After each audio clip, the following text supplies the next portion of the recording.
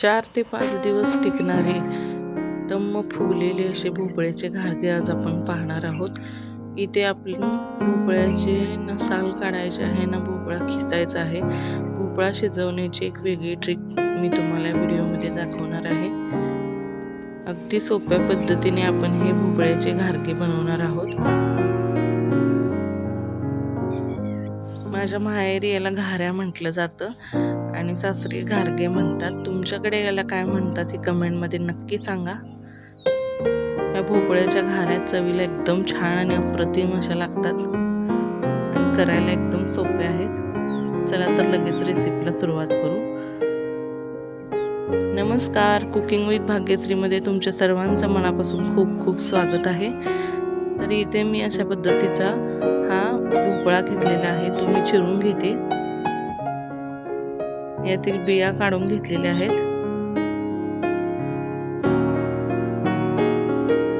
आता इथे आपण भोपळ्याचं साल काढायचं नाही किंवा भोपळा खिसून देखील घ्यायचं नाही. अशा पद्धतीने इथे मी तुकडे करून घेतलेले आहेत. आता हे तुकडे आपल्याला कुकरमध्ये थोडंसंच पाणी घालून शिजवून घ्यायचं आहे. हे पहा, साली सकटच ठेवलेलं आहे आणि जर आपण खिसून घेताना याची सालीला जास्त प्रमाणात असा गाभा जातो याचा. त्यामुळे इथे मी तुम्हाला कुकरमध्ये कसं शिजवायचे हे सांगते.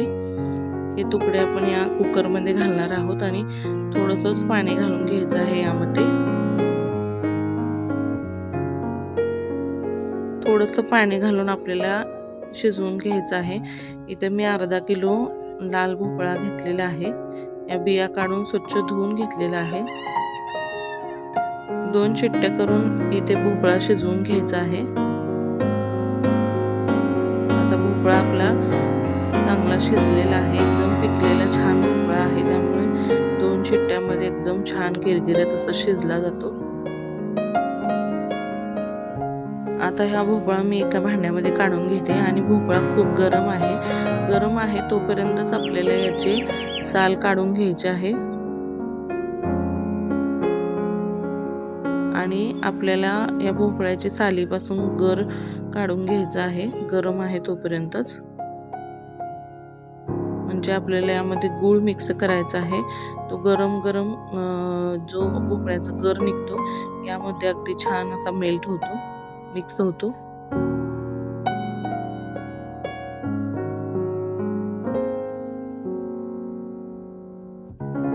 या पद्धतीने आता मी सर्व भोपळ्याची साल काढून घेत आहे.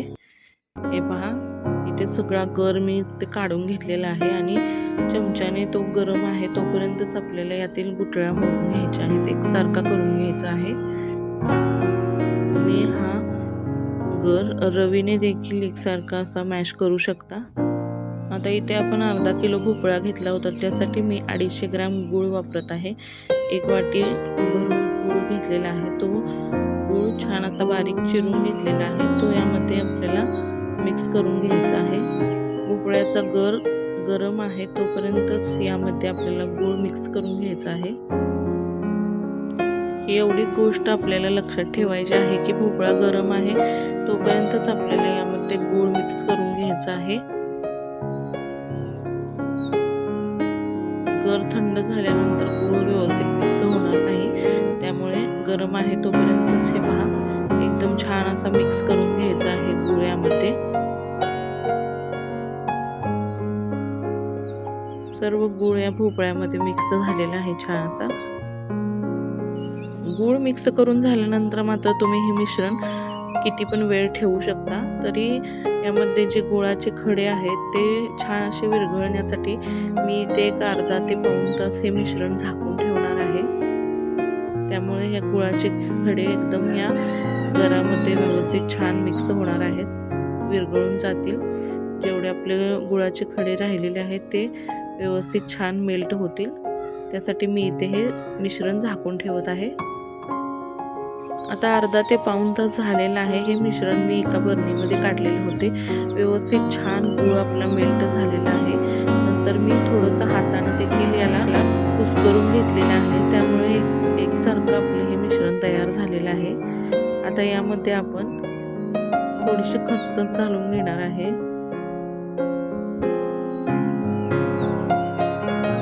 वेलची पूड घालून घ्यायची आहे.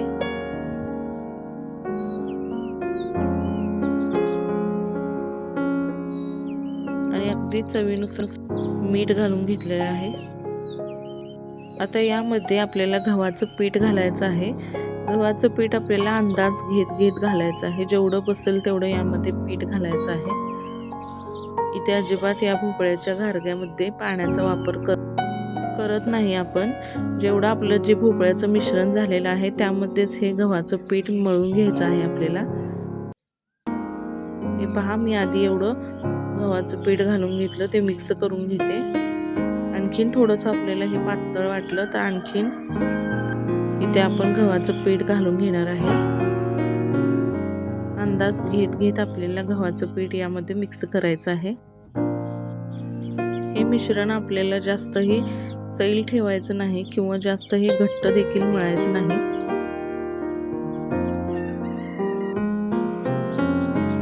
आणखीन थोडं पीठ घेऊन मी आता लागेल तसं हे मळून घेणार आहे. हे पहा, अशा कन्सिस्टन्सीचं पीठ आपलं तयार झालेलं आहे. जास्तही सैलसर नाही आणि जास्तही घट्ट नाही. याला थोडंसं तेल लावून घेते.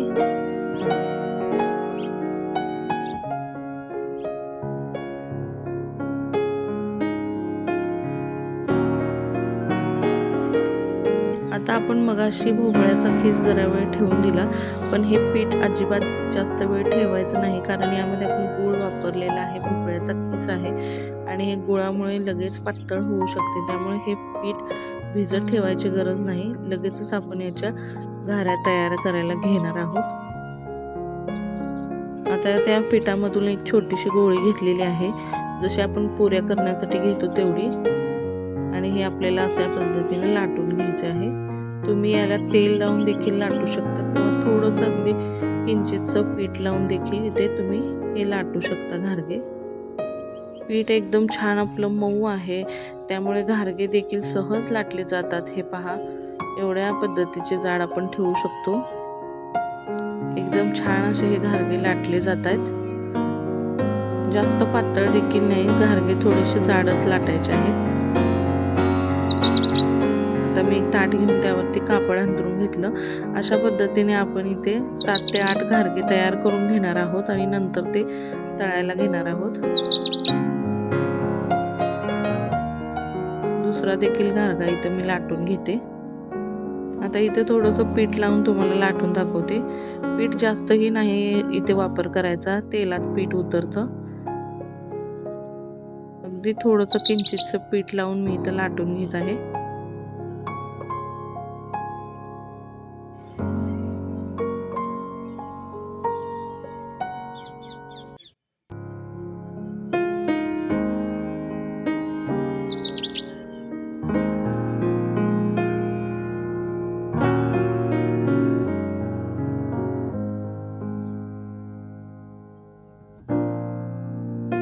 इथे आपण एवढे घारगे तयार करून घेतलेले आहेत. आता आपण लगेच तळायला घेणार आहोत. तळण्यासाठी मी इथे गॅसवरती कढई ठेवून घेतलेली आहे. कढईमध्ये तेल गरम करण्यासाठी ठेवते.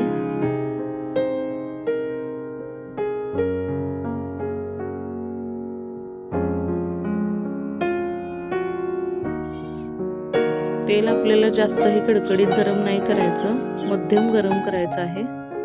अगदी छोटीशी गोळी टाकून बघितली, ती लगेच बुडाला जाऊन बसली आणि थोड्या वेळानंतर वरती आली बुडबुडे, म्हणजे तेल आपलं बरोबर तापलेलं आहे. हे पहा,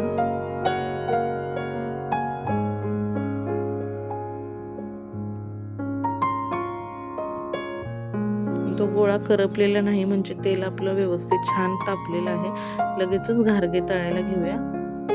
घारगा सोडल्यानंतर लगेच उलटायची घाई करायची नाहीये. आपल्याला वरून असं तेल सोडून घ्यायचं आहे. अजिबात लगेच पलटी मारायची गडबड करायची नाही. छान असं घारग्यावरती वरून तेल सोडून घ्यायचं आणि मग घारगा आपला पलटी करून घ्यायचा आहे. इथे मी गॅस थोडा मध्यम केलेला आहे. जास्तही मोठा गॅस ठेवू नका, कारण यामध्ये गूळ असतो. गुळामुळे लगेच कलर चेंज होतो आणि घारगे आतून कच्चे राहू शकतात. त्यामुळे मध्यम गॅसवर आपल्याला छान असे हे सोनेरी रंगावर येईपर्यंत घारगे तळून घ्यायचे आहेत। हे पहा, हा एक घारगा आपला तळून झालेला आहे।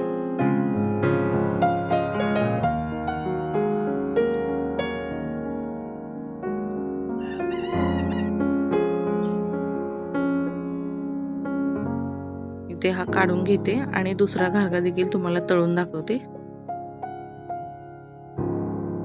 आता जेव्हा आपण तेलामध्ये घारगा सोडतो त्यावेळेस गॅस थोडासा मोठा करू शकतो आणि नंतर आपण यावरती कडेने असे तेल सोडतो ना, तेव्हा घारगा छान आपला मस्त टम्म फुगला जातो।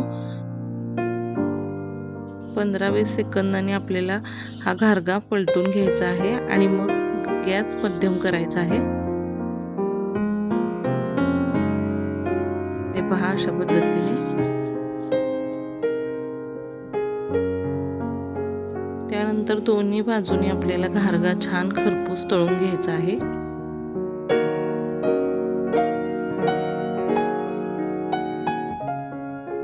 हे पहा, किती छान रंग आलेला आहे।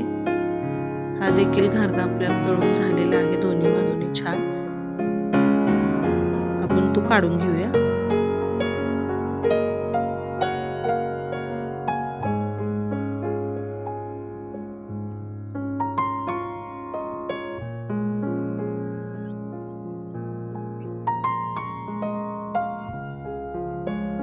अशा पद्धतीने मी इथे सर्व घाऱ्या तळून घेते। तर तयार झालेले आहेत आपले मऊ लुसलुशीत खुसखुशीत असे हे भोपळ्याचे घारगे किंवा भोपळ्याच्या घाऱ्या। अशा पद्धतीने तुम्ही देखील ह्या सोप्या साध्या गोड घाऱ्या करू शकता आणि ह्या अशा पद्धतीने ह्या प्रमाणात तुम्ही जर केल्या तर तुमच्या देखील घाऱ्या अगदी मऊ लुसलुशीत छान होतील, अजिबात चिवट वगैरे होणार नाहीत। थोड्या थंड झाल्यानंतर या आपण डब्यामध्ये भरून ठेवू शकतो। 4 ते 5 दिवस सहज आरामात टिकतात ह्या घाऱ्या आणि एकदम छान अशा मऊ झालेल्या आहेत। तुम्हाला मी एक घारगे दाखवते इथे।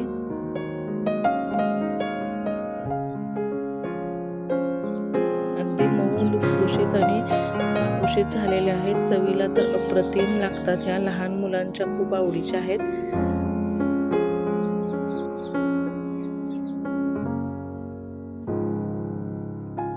चला तर मग हा घारग्याचा व्हिडिओ कसा वाटला हे कमेंटमध्ये नक्की सांगा। तुम्ही देखील अशा प्रकारच्या घाऱ्या बनवू शकता, अगदी सोप्या पद्धतीने आणि सविस्तर कृती सांगितलेली आहे। व्हिडिओ आवडला असेल तर व्हिडिओला एक लाईक नक्की करत जावा ताईंनो। नवीन असाल तर आपल्या या चॅनलला सबस्क्राईब करायला विसरू नका। व्हिडिओ शेवटपर्यंत पाहिला त्याबद्दल सर्वांचे मनापासून खूप खूप आभार। चला तर मग परत भेटू अशाच एका नवीन छानशा रेसिपी सोबत। तोपर्यंत सर्वांना धन्यवाद।